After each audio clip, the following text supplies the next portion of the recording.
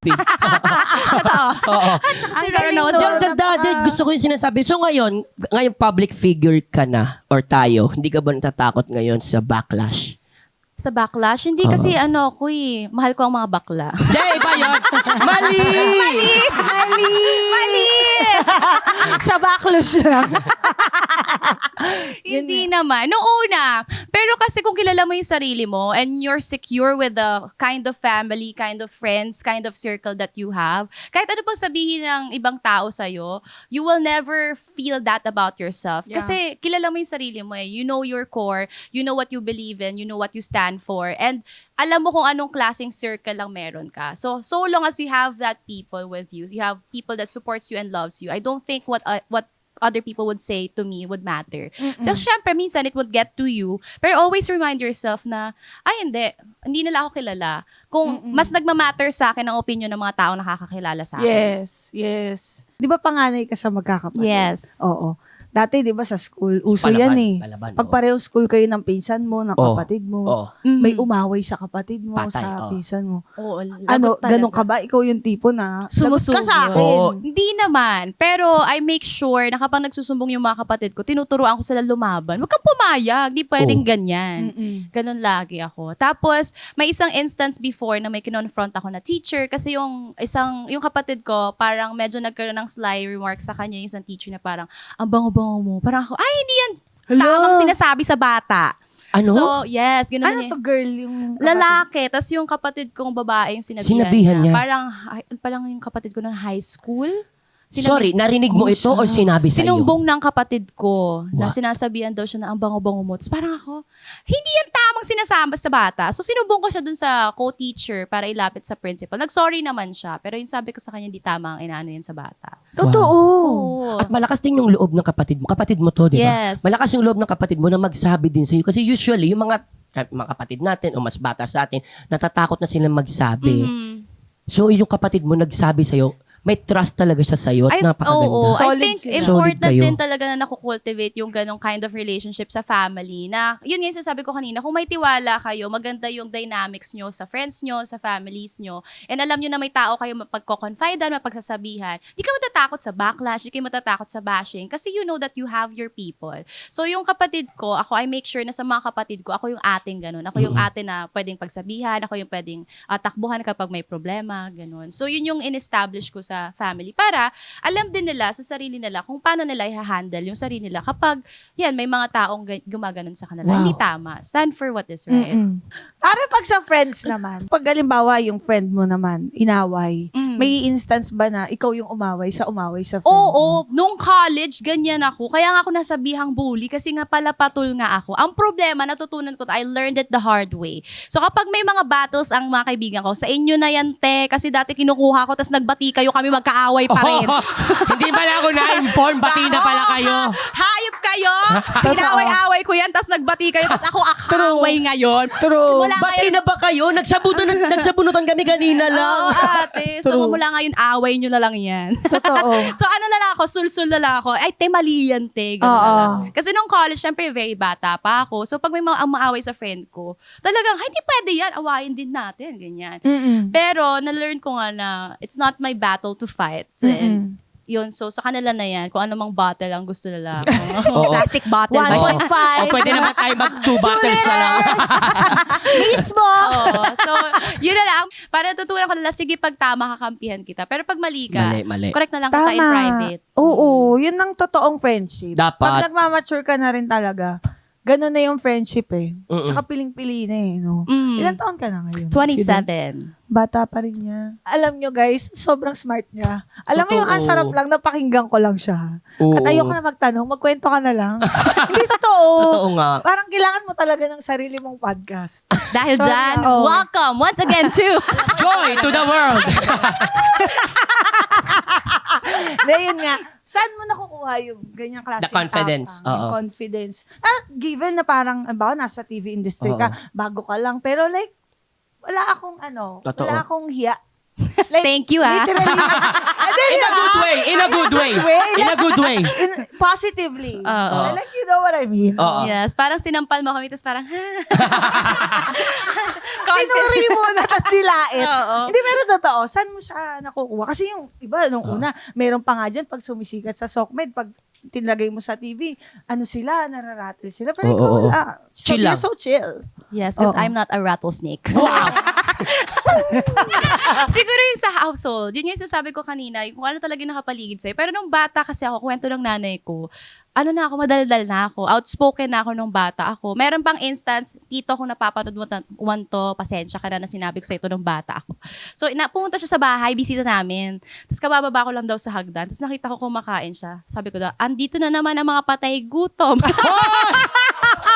Hoy! Kwento yun ng nanay ko, ganun daw katabi lang bibig ko nung bata Ano siya? ako. Anong ginawa nila? Pinalo ako. Pero Pinalo ako. Hoy, anak, halika. Sumubo ka muna ng kanin. Kung ano na sinasabi mo. Oo. Tapos, maarte na ako nung bata. Hindi daw ako sumasakay sa sasakyan pag walang aircon. So, medyo prima donna na ako nung bata. Oo. Tapos, inalaw yun ng family ko na maging outspoken ako. Pero dinidisiplina ako at the same time. Nakailang palo ho sa akin ng nanay ko. Paging DSWD ang address ko. Batay bata! Sabi nila, oh, come on, it's too late. Oo, nga ba, matanda na ako.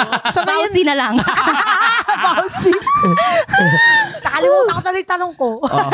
Pero ngayon, nabalanse mo na talaga, no? Yung andali mo ng tung-tung-tung, ginajuggle niya na lang, no? Mm-mm. Kaya balancing-balanse na. Ang ganda. Thank At you. least, nag-pay off lahat. Pero, paano ba yung mama mo, tsaka papa mo? Paano sila sa person? Kanino ka nagbana? Hiwalay na sila. Oo. Bata ka pa lang? Nung college, yung official na hiwalayan nila. So, pero ang papa ko is more on the empathetic kasi ang tatay ko. Ang nanay ko ang disciplinarian. So, yun yung balance nila. Kapag pinapagalitan ako ng nanay ko, yung tatay ko ang to the rescue. So, siya ang nagpapangaral kung bakit mali. May one time, chichika ko na lang din. Para Oo, please. baka pwede pang ihabol sa DSWD. Yung nanay ko, pinagwawalis ako nung bata. Okay? May schedule kasi kami. Either ikaw magwawalis, ikaw maghuhugas kada pagkatas kumain ng tanghalian. Tapos after na matutulog ka, hindi ako nagwalis. Tapos nagdabog-dabog ako kasi nga pinagalitan na ako. Ang ginawa ng nanay ko, pinaluhod ako sa asin. Tapos rock salt. Hindi iodized? Oo, Oh, ang no. sakit. Oh no. Ang sakit. Dahil ma-pride nga ako as a bata, sabi ko, hihintay ko si Papa Mahoy para makita niya yung ginagawa mo Susumbong, sa akin. Wala pang 15 minutes, tumayo na ako. Ang sakit kasi. Uy, ang tagal Pero yun, ha? 15 minutes, ha? Ang sakit. 15? Kasi nga ma-pride ako, umiiyak na talaga ako. Ano, tinatanggal mo na yung asin dito. Uwi na, sakit yun, Kinukukuhin mo At na saka yun. ano yun, mga alas 2 alauna pala ng hapon na uwi ng tatay ko, alas 10 pa. So hindi ko na kaya hintayin to. Tatayo Bumao na na yung asin, Day. Tatayo na lang ako.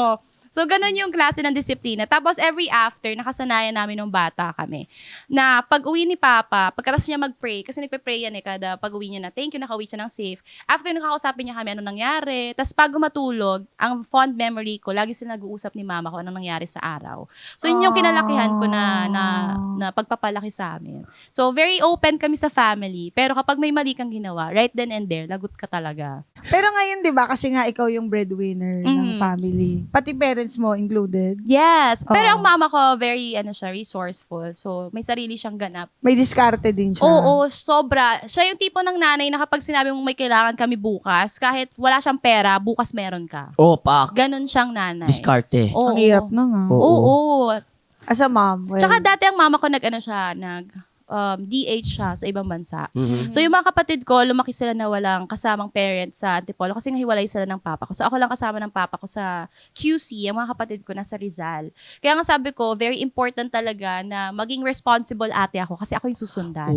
So kahit wala Kaya silang... ganun yung mindset Oo. mo. Kaya yung mga kapatid ko, kahit wala silang magulang nakasama during that time sa Ikaw. Rizal, hindi sila napariwara. Walang Oo. nagbisyo, lahat nakagraduate, lahat naging Totoo. scholar. Kasi ako as an ate, sinet ko sa kanila na dapat ganito tayong anak or magkakapatid.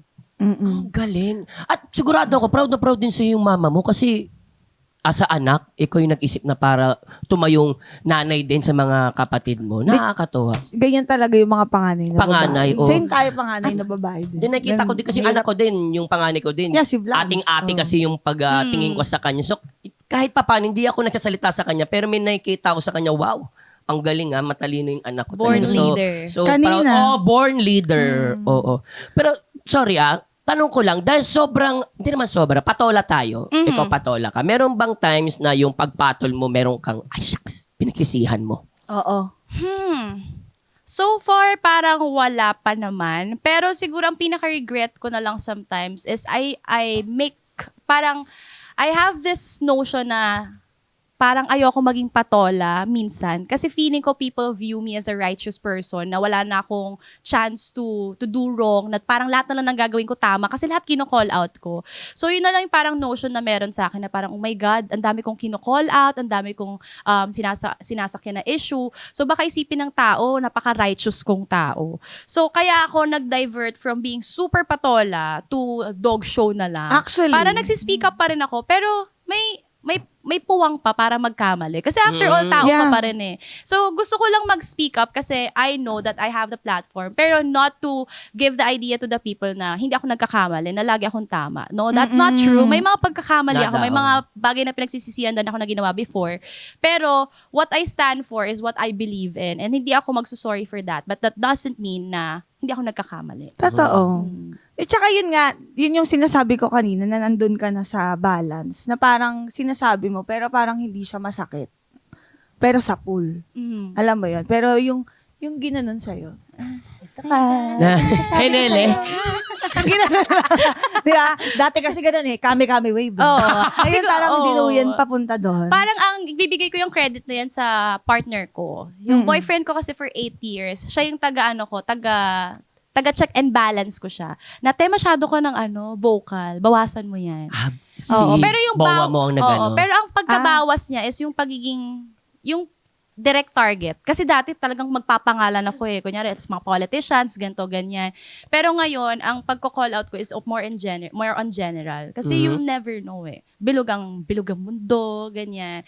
And yun nga, you're not always right. And you don't always know the entire truth. Oo. So, you speak lang based on what you know. At I'm sure pinag-iingat ka lang din niya. Oo, Diba? oo. Kasi- Lalo na ngayon. Oo, lalo na sa panahon ngayon, hindi rin. Actually, yung 1 minute, gusto Diba? ka, tapos the next. Oo. Kasi nangyari din sa amin ni Buboy. Oo. Yung dating tahimik lang yung buhay namin. Oo. Mhm. So, yung May dating lang kami, Oo. tahimik lang. Oo. Okay na kami tan sailing lang, basta may work tayo. Pwede na Tapos to. tinanggap kaming work. Oo. Hala, nagkagulo-gulo. Pero like, merong advantage sa ibang aspect ng life mo. Pero like, May aral, oo. we're just working. Oo. Na hanggang ngayon, galit pa rin sila sa amin. Totoo. Yeah. Hanapin ko nga yun para mabash ko rin kayo. Sige na, it's an honor. Saglit lang. Pwede ko unahan na kita.